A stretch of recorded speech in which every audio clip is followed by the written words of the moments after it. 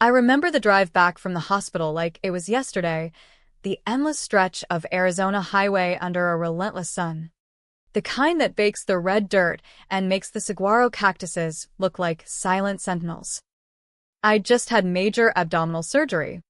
The kind where they tell you to take it easy for weeks. No heavy lifting, no stress. My side throbbed with every bump in the road, and I clutched the prescription bottle in my lap like a lifeline. Oxycodone for the pain, they said. But nothing could prepare me for the ache that hit when the taxi pulled up to our family ranch house outside Tucson. The place had been in our family for generations, a sprawling adobe-style home with a wraparound porch, surrounded by mesquite trees and the vast, open desert. I'd grown up there, running wild in the arroyos, helping Dad with the horses before he passed. Mom, Sarah now, though she'd always been just Mom to me, had taken over after that, turning part of it into a rental for extra income. Times were tough in the West. Ranching didn't pay like it used to. But I never thought it'd come to this. As the cab slowed, I spotted them, half a dozen black trash bags piled haphazardly on the porch steps, like forgotten debris after a storm. They were taped shut with duct tape, bulging at the seams, and one had split open just enough to reveal the sleeve of my favorite flannel shirt. My heart skipped. Maybe it was a mistake. Maybe Mom was clearing out the garage or something. I paid the driver, wincing as I eased out of the back seat, and that's when the pill bottle slipped from my grip. It clattered down the steps, rolling to a stop in the dust. Bending to pick it up sent a sharp stab through my incision, but I gritted my teeth. The air smelled of dry earth and faint creosote from the recent rain. In these parts, you don't toss someone's stuff in bags unless you're washing your hands of them for good. Before I could knock, the screen door creaked open. There stood Mom, in her faded jeans and a turquoise necklace Dad had given her, arms crossed tight across her chest. Her eyes skimmed over me. No, how are you feeling? Or glad you're home. Instead, she said, flat as the desert floor, I've got new renters lined up for your room. I froze, the bottle halfway to my pocket. What? It came out softer than I meant, like I was still foggy from the anesthesia. She didn't budge. It's rented. They'll be here soon. Rain started to patter lightly, rare for Tucson. But when it comes, it soaks everything. Droplets hit the bags, darkening the plastic. I searched her face for any sign of a joke, but her expression was stone-cold serious. The kind ranchers wear when they're culling the herd. You rented my room while I was in the hospital? I asked, my voice steadying. She shrugged, like it was no big deal. Business is business. Emily, you've been freeloading long enough. Freeloading? I'd been paying my share since Dad died, working odd jobs at the local diner and helping with the property upkeep. But there it was, the truth spilling out like the contents of those bags. Family ties out here are supposed to be unbreakable, like the roots of a Joshua tree. But apparently, not when there's a rent check involved. I glanced down. One bag had my photo album peeking out, the one with pictures of Dad and me on horseback. The edges were already curling from the moisture. My gut twisted, not just from the surgery. This wasn't a mix-up. This was deliberate. I pressed a hand to my side, feeling the bandage under my shirt. Grandma used to say, they'll kick you when you're down. That's the oldest play in the book. Standing there, sore and soaked, I realized she was right. Home wasn't the refuge I dreamed of in that sterile hospital bed. It was ground zero for a fight I hadn't signed up for. For a beat, I just stood there, rain dripping off my hair, trying to wrap my head around it. Better renters, she'd called them. The words echoed like a bad country song on repeat. My chest tightened. But I kept my cool out west.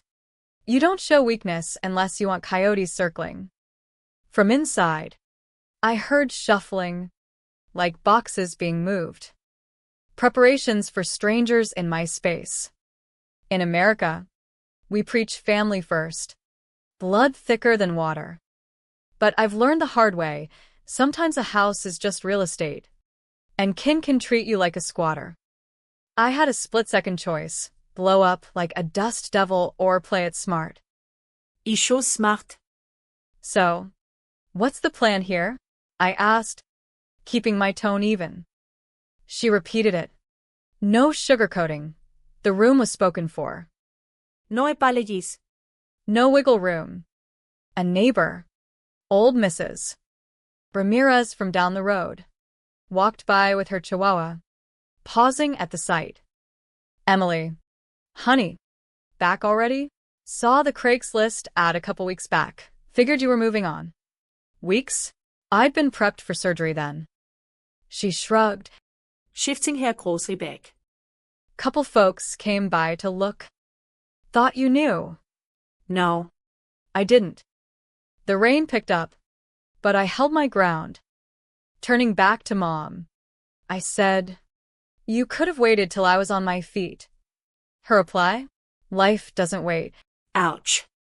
Blood may be thick, but out here, money's the real glue. The stitches pulled again as I shifted a bag, and I felt warmth, blood seeping through. Great. Just what I needed. Recovery's tough enough without turning nomad.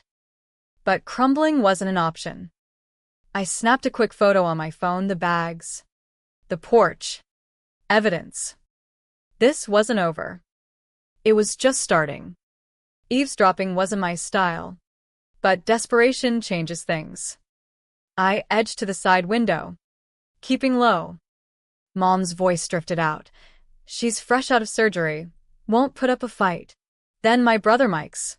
We cleared her stuff yesterday. Easier this way. Betrayal hit like a scorpion sting.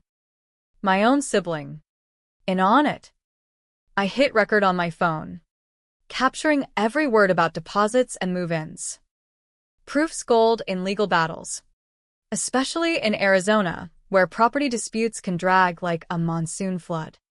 Stepping back, I felt resolve harden. They thought weakness would sideline me. They were wrong. The next few days blurred into a haze of pain meds and motel rooms, the kind with buzzing neon signs and threadbare carpets. Just off the interstate in Tucson. I couldn't go back to the ranch. Not yet. My side ached constantly, a reminder that my body was healing while my life unraveled. But lying there, staring at the water-stained ceiling, I pieced it together. Mom hadn't just acted on impulse. This was planned. The joke she'd made weeks ago about finding new digs wasn't funny anymore. It was a heads-up I'd missed. Out west, family ranches are sacred, passed down like heirlooms. Dad's will had left me a share, but Mom controlled the day-to-day.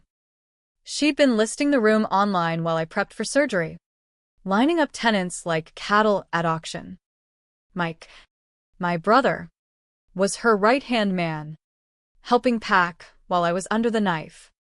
Siblings are supposed to have your back, like in those old westerns where brothers ride together. Not this time.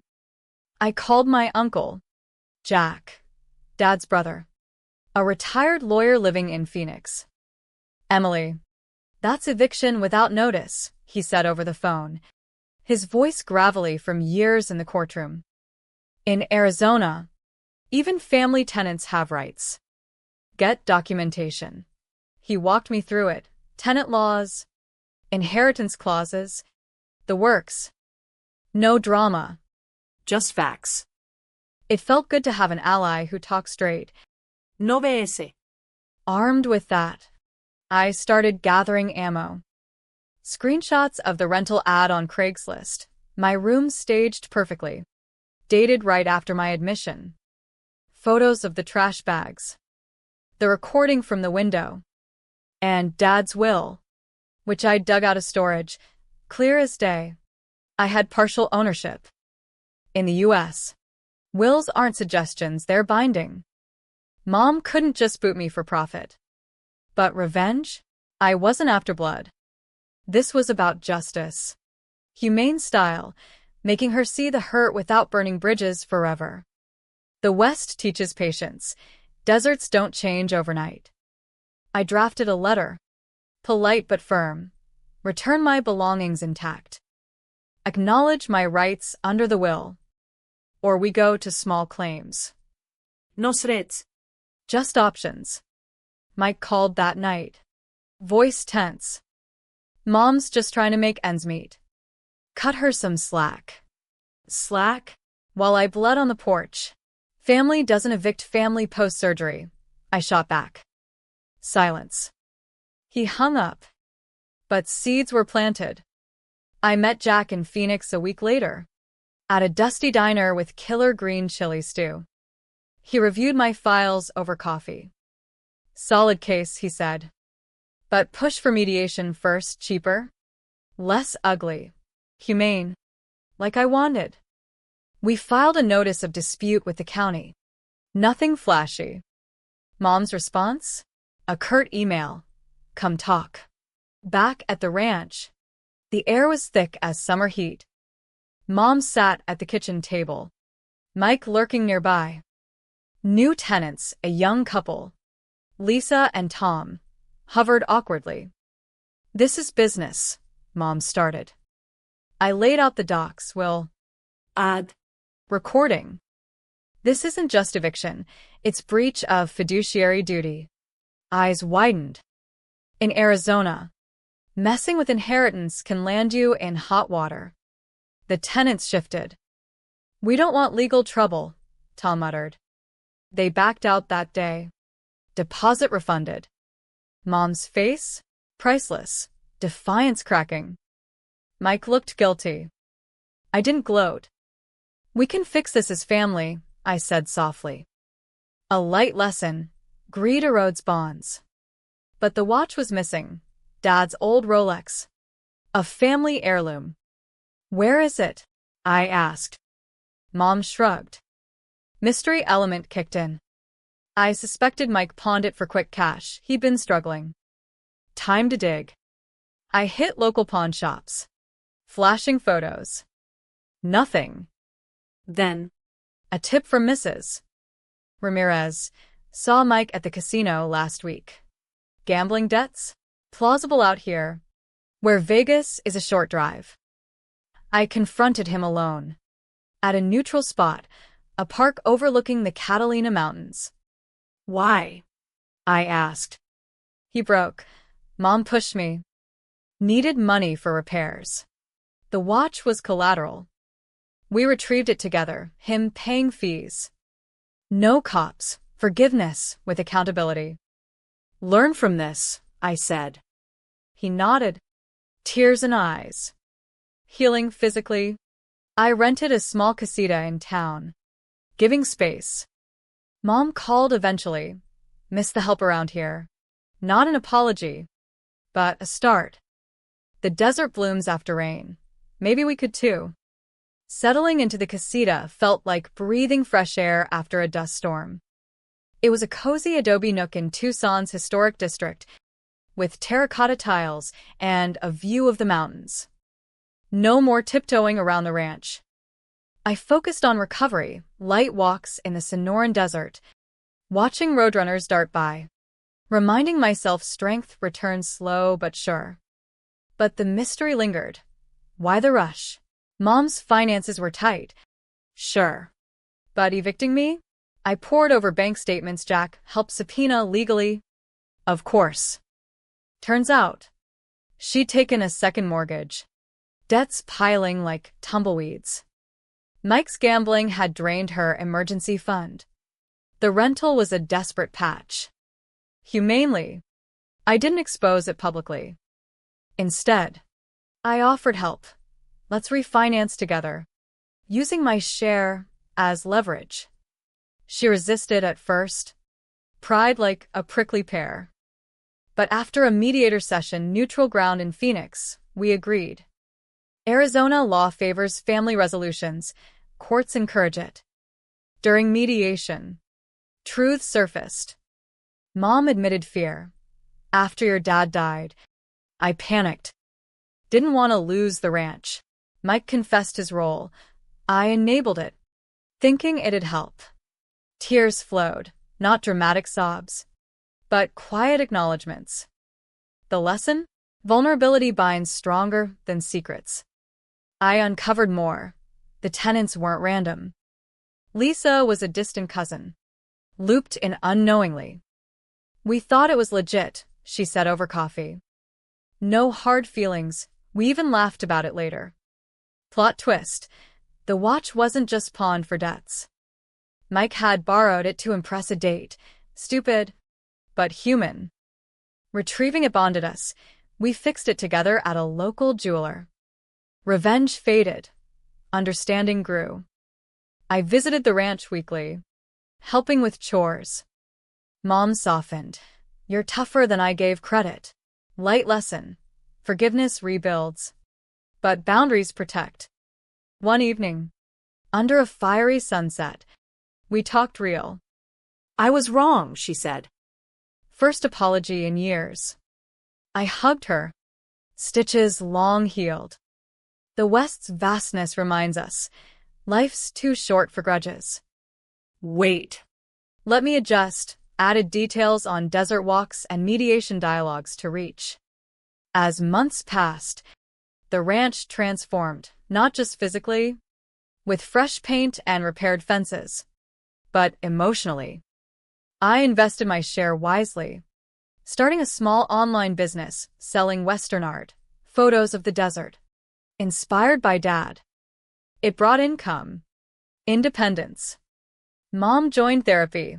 Arizona's community centers offer affordable sessions. Learned I projected my fears. She shared one night over enchiladas. Mike quit gambling, attending meetings in Tucson. We held family check-ins. No blam. Just progress. A new mystery arose. Anonymous donations to the ranch fund. Traced it to Lisa and Tom. Guilt money? No. Gratitude. You handled it classy. Humane acts ripple. Ending neared humane. No court battles. We redrafted the will together, ensuring fair shares. Lesson. Communication prevents canyons of misunderstanding. I found love in unexpected places. A neighbor. Ranch hand type. Life bloomed. In the end, we sold part of the land, not out of desperation, But choice. proceeds split evenly. Mom downsized to a cozy condo. Mike started fresh in Phoenix. I bought a small ranch of my own. Looking back, the porch betrayal was a catalyst. Humane revenge? Choosing growth over grudge. Lesson. Families flawed, but redeemable with empathy. Under Arizona stars. I ride horses. Free. Homes where you build it.